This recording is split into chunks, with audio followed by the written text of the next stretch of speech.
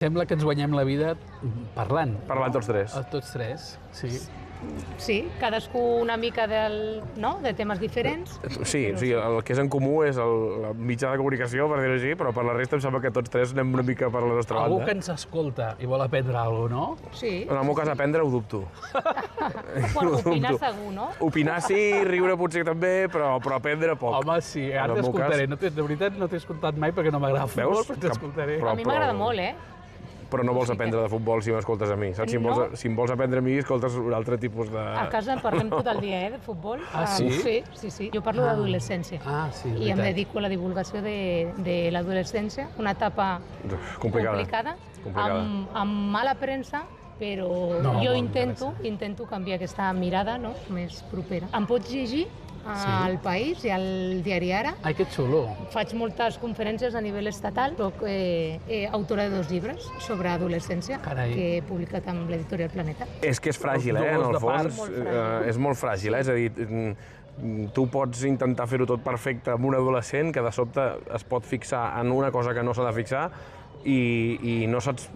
És molt difícil saber com treure'l d'allà o saber com conduir i això és una cosa que a mi sempre m'ha preocupat moltíssim.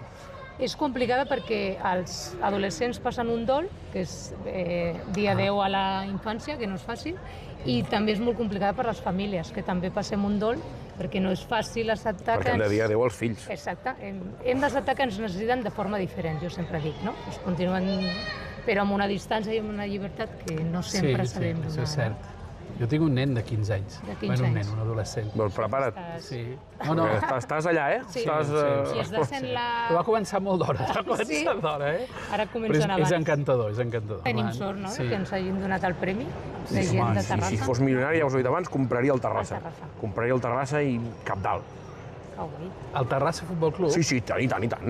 té un estadi molt maco. És Sí. preciós. Sí. Jo encara estic de dol des que van treure la gespa natural i la van passar artificial. El hoquei, Sempre em sap no greu. pel futbol. Bueno, no, la del hoquei es va passar després a la línia 22. Ah.